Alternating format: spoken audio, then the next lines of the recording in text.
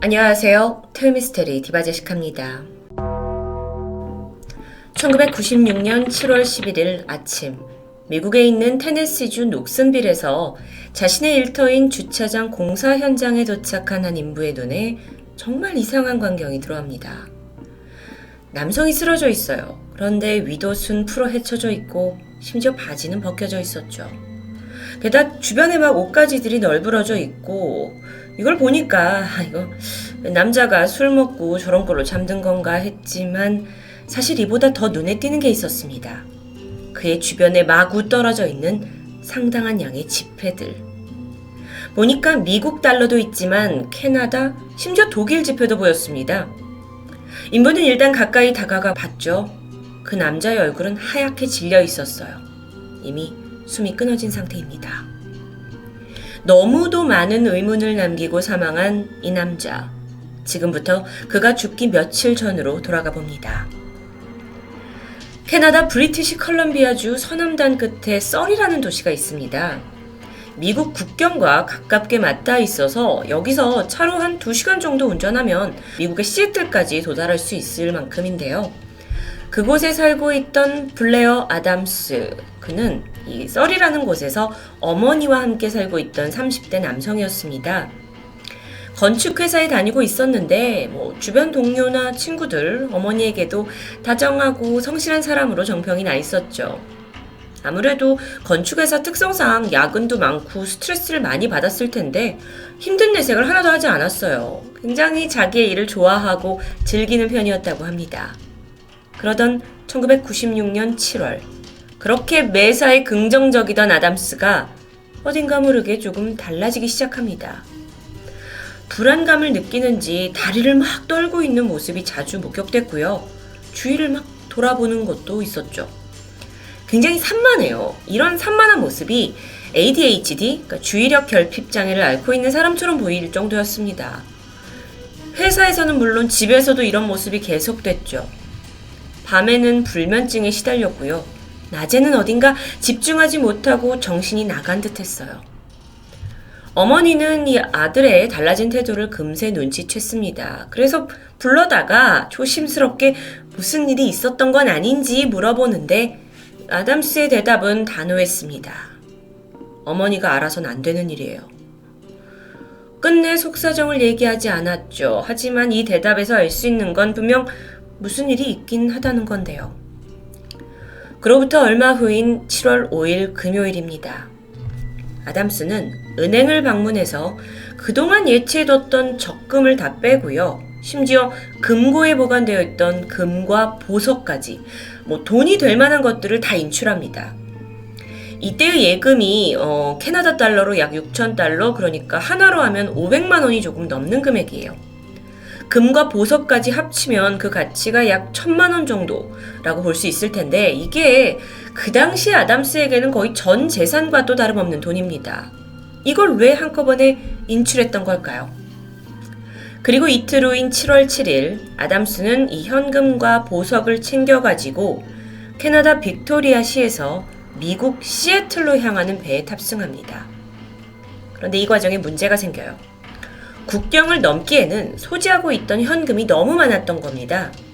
그래서 이걸 수상하게 여긴 출입국 직원들이 신원조회를 했고요. 마침 그가 어렸을 적에 마약에 손댔던 전과 기록이 뜨게 됐죠. 그렇게 마약 거래상으로 오해를 받은 그는 입국 금지를 당해버렸고 다시 집으로 돌아오게 돼요. 하지만 그는 포기하지 않았습니다. 그날 밤에 친한 친구를 찾아가서 믿지 못할 이야기를 털어놓는데 그건 바로 누군가 자신을 죽이려 한다는 것이에요. 최근 한 달 동안 아담스가 좀 평소와 다른 행동을 보여주고 막 두려움에 떨던 것도 다 이런 이유였죠. 하지만 여기에 대해 누가 그런 짓을 벌이는지 자세한 설명은 하지 않았고요. 아담스는 그저 친구에게 내가 이 캐나다를 떠나서 미국으로 갈 수 있게 도와달라고 부탁합니다. 하지만 친구 입장에서도 가정이 있는데 이런 일에 이제 연루가 됐다가 뭔가 나와 내 가족까지 위험에 처할 수 있다라는 생각 때문에 부탁을 거절하게 되는데 이틀 후인 7월 9일 새벽입니다. 아담스는 불법으로 국경을 넘어 미국으로 가려던 중 순찰대에 붙잡혔어요. 근데 이때의 사연이 좀 기고한데 단순히 그러니까 국경을 넘는 법을 어겨서가 아니라 인상착의가 그 당시 수배 중이던 범죄자와 비슷했기 때문에 체포됐다고 합니다. 뭐 어쨌든 신원 조회를 했고 오해가 풀렸고 다시 집으로 돌려보내지죠. 하지만 그는 포기하지 않았습니다. 그만큼 두려웠던 걸까요? 바로 다음 날인 7월 10일 새벽 아담스는 차를 하나 렌트해요. 닛산 차를요. 그리고 국경을 어찌저찌 넘는 데 성공하죠. 이후 바로 시애틀에 위치한 타코마 국제공항에 도착해서 독일 프랑크푸르크행 왕복 티켓을 구입합니다. 왜 독일이냐? 라는 질문에 그가 예전에 그 프랑크푸르트에서 프로젝트를 진행한 적도 있어서 익숙한 도시일 수도 있고 또는 예전에 독일인 여자친구를 사귄 적도 있기 때문에 그곳을 선택한 것으로 보입니다. 어쨌든 최대한 멀리 도망쳐야 한다는 생각 때문에 거길 했을 수도 있죠. 그런데 이 사건은 예상 밖으로 흘러갑니다. 잠시 후에 그는 독일행 비행기를 취소해버렸고 다시 이번엔 미국 워싱턴 DC로 향하는 편도 티켓을 예약해요. 자, 시애틀에서 워싱턴 DC는 거의 미 대륙의 끝과 끝이라고 할 수 있는데요. 비행기로 약 5에서 6시간 정도 걸리는 먼 거리죠. 그렇게 새벽 6시 45분 아담스는 워싱턴 DC 공항에 도착을 했고요. 바로 렌터카 회사에 가서 흰색 도요타 차량을 빌립니다. 이후에 정신없이 운전을 해서 가요.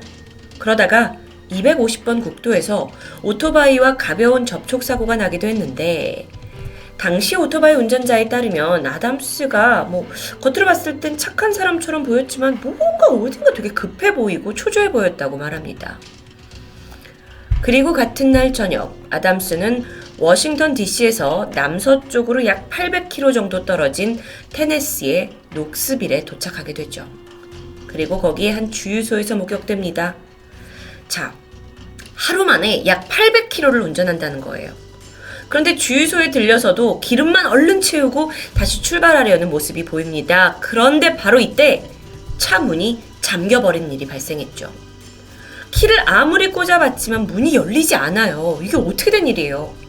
결국 주유소에 다시 들어가서 직원한테 도움을 요청했죠. 그리고 나서 얼마 후에 수리기사까지 도착했습니다. 수리기사가 딱 봤더니 어라, 너무 황당합니다. 아담스가 그렇게 열려고 애쓰던 차 키, 이게 지금 가지고 있는 차는 흰색 도요타 차량인데 도요타 차가 아니라 캐나다에서 탔던 그 닛산 차량의 키였기 때문이에요. 그러니까 차 키를 헷갈린 겁니다. 정말 정신이 없죠. 근데 그렇다면 지금 이 토요타 차 키는 어디 있는 걸까요? 수리기사와 주유소 직원까지 동원돼서 다 키를 찾아주려고 했지만 키는 보이지 않았고 아담스는 더욱더 이상합니다. 이게 키가 아니다 라는 것조차 제대로 인지하지 못한 채 그냥 계속 닛산 키로 도요타 차를 열려고만 하는 겁니다. 그 모습을 보던 이 수리기사와 직원은 이 사람이 제정신이 아닌가 보다 라고 판단을 했고 일단은 견인차를 불러서 차를 공업사로 보내게 되죠. 거기 세워둘 수 없으니까요. 그리고 아담스를 주유소 근처의 한 호텔에 내려주게 되는데요. 로비에 도착한 그는 체크인을 하지 않은 채 그냥 아무것도 안 하고 40분 동안 로비만 서성거렸습니다. 이제 그 당시에 실제 CCTV가 남아있는데 정말 아무것도 하지 않아요. 돌아만 다녀요. 그를 보고 있던 프론트 직원은 누구 기다리나 보다 라고 여기기만 했죠. 그리고 7시 37분입니다. 저녁이었죠. 마침내 아담스가 체크인을 하겠다 하면서 $100 지폐를 내밀었습니다. 이후에 직원이 거스름돈을 챙겨서 돌려주려고 하던 순간 아담스가 누군가한테 쫓기기라도 하듯 마구 뛰어나가더니 로비를 가로질러서 호텔 밖으로 그냥 뛰쳐나가 버렸어요. 그러니까 여러분 지금까지 상황을 다시 정리해보면 캐나다에 살던 평범한 30대 미혼 남성이 누군가 나를 죽이려 한다면서 몇 번의 시도 끝에 겨우 캐나다를 탈출했고 미국 시애틀을 거쳐 워싱턴 DC에 도착합니다. 렌트카를 빌려서 한참을 달리다가 주유소에 가서는 황당하게 차 키가 없다 그러고 갑자기 호텔로 가서는 뛰쳐나가 버린 상황이에요. 이 모든 상황 속에서 그를 목격한 이들은 하나같이 아담스가 너무도 불안해 보였다고 말하고 있는데요. 그리고 사라진 다음 날인 7월 11일 오전 7시 30분경에 공사장 인부가 이 호텔 근처에 있던 또 다른 주차장 공사 현장에서 쓰러져 있는 남자를 발견한 거죠.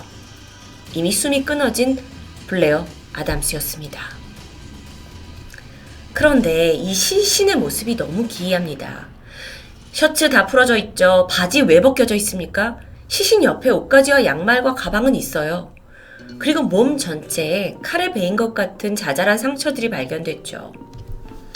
경찰이 이 상황만 딱 봤을 때는 먼저 옷이 벗겨져 있다는 것 때문에 성범죄를 당한 것이 아닌가라는 의심을 하긴 했지만 그런 흔적이나 DNA는 전혀 검출되지 않았습니다. 그렇다면 강도 사건? 이상해요. 시신 옆에 있던 가방이 있었는데 이 가방 안에는 그가 지니고 있던 보석과 금이 고스란히 담겨 있었어요. 돈을 노린 게 아니라는 거죠. 게다가 주변에는 아담스가 어떻게 해서 돈이 퍼지게 됐는지 아닌 범인이 이랬는지 모르지만 독일 돈, 캐나다 돈, 미국 돈이 막 흩뿌려져 있고요. 이 돈이 약 4,000달러였습니다. 그러니까 우리나라 돈으로 400만 원에 달하는 돈이에요. 누구나 보면 욕심나서 가져가고 싶은 돈이죠. 뿐만 아니라 여기 시신에서 3.5m 정도 떨어진 곳에는 어젯밤 그가 그토록 찾았던 도요타 차 키가 놓여 있었습니다. 그가 가지고 있던 키였을까요? 아니면 누군가가 일부러 가져갔다가 다시 돌려놓은 차 키일까요? 테네시 대학 의학센터의 부검 보고서를 봤습니다. 일단 아담스는 머리에 둔기로 맞은 듯한 타박상이 발견됐어요. 하지만 공식적인 사인은 복부 천공에서 비롯된 폐혈증, 다시 말하면 위장이 파열된 만큼의 강한 충격을 받았던 겁니다. 명백한 살인이 확실하죠. 그리고 아담스의 손에서 긴 머리카락 몇 가닥이 발견돼요. 경찰은 이게 결정적인 단서라고 생각했죠. 하지만 안타깝게도 이 DNA 조사 결과 일치하는 샘플이 없습니다. 정말 기이한 사건이에요. 죽음을 피해야 한다면서 캐나다에서 미국으로 4,300km나 도망쳐왔지만 결국 이 아무도 모르는 도시에서 그는 처참한 죽음을 피할 수 없었습니다. 그렇다면 이 살인범이 거기에서 지금 여기까지 계속 쫓아왔다는 걸까요? 아니, 그러기에는 아담스는 너무도 평범한 직장인이었습니다. 착실하게 살았고 주변에 원한을 산 적도 없어요. 그렇게 그의 죽음은 모든 게 의문투성이로 남아있어요. 만약에 살인자가 여기까지 따라왔던 거라면 정말 영화 같은 일이죠. 물론 짐작할 수 있는 일말의 가능성도 있습니다. 조금 더 구체적으로 그가 혹시 주변에 모르게 마약에 취해 있었던 건 아닐까요? 마약 전과로 인해 입국 거부까지 당한 전적이 있기 때문에 충분히 유추해 볼 수 있죠. 그런데요, 부검 결과 체내에서 어떤 알코올이나 마약 성분도 검출되지 않았습니다. 아담스의 친구에 따르면 그가 술을 끊은 지도 2년이 넘었다고 해요. 그렇다면 혹시 피해망상 같은 정신질환에 시달린 건 아닐까요? 무작정 누가 나를 죽이려고 한다라는 그런 주장은 조현병 환자들에게 공통적으로 나타나는 증상 중 하나이기도 하거든요. 자동차 키 헷갈려, 횡설수설했어. 이것도 뭔가 온전치 못한 정신상태를 짐작할 수 있게 합니다. 그런데 아무런 계기도 없이 평범하게 직장 잘 다니던 사람이 한순간에 정신질환을 보였다? 쉽사리 이해되지 않는 부분이죠. 마지막으로는 아담스의 주장대로 정말 그가 누군가에게 목숨을 위협받고 있었을 수도 있습니다. 일부의 사람들은 그가 독일로 가려다가 갑자기 마음을 바꿨다라는 점에서 헤어진 전 여친이 여기에 연관되어 있는 게 아니냐라는 의심을 하는데요. 실제로 전 그 독일인 여자친구는 결혼까지 생각할 정도로 깊은 관계였습니다. 두 사람은 가족들의 반대에 부딪혀서 이별하고 말았는데 사람들은 이렇게 생각을 해요. 어쩌면 그 전 여자친구와 아담스가 가족들의 눈을 피해 계속 은밀하게 재결합을 약속했지만 이걸 알게 된 여자친구의 가족들이 쫓아와서 그를 살해한 게 아니냐라는 주장. 그런데 말입니다. 아니, 상식적으로 독일에서 캐나다까지 와서 다시 캐나다에서 미국까지 막 계속 쫓아다니면서 죽이려고 한다? 그리고 죽였다? 이건 엄청난 원한이 아니면 쉽지 않은 일이죠. 그렇다면 그가 혹시 범죄 조직에 연루된 건 아닐까요? 우연찮게 회사의 1급 비밀을 알게 됐고 고용된 킬러에게 제거당했다는 스토리. 시간이 갈수록 이 블레어 아담스 사망 사건에 대한 소설 같은 추측들이 난무하고 있습니다. 과연 그는 생전에 뭘 그렇게 그토록 두려워했고 왜 죽음에 이르게 된 걸까요? 블레어 아담스 사망 사건은 결국 지금까지도 수많은 의혹과 추측만 남긴 채 어느 것 하나 속 시원하게 밝혀진 것 없는 미제 사건, 미스테리한 사건으로 남아 있습니다. 토요미스테리 디바제시카입니다.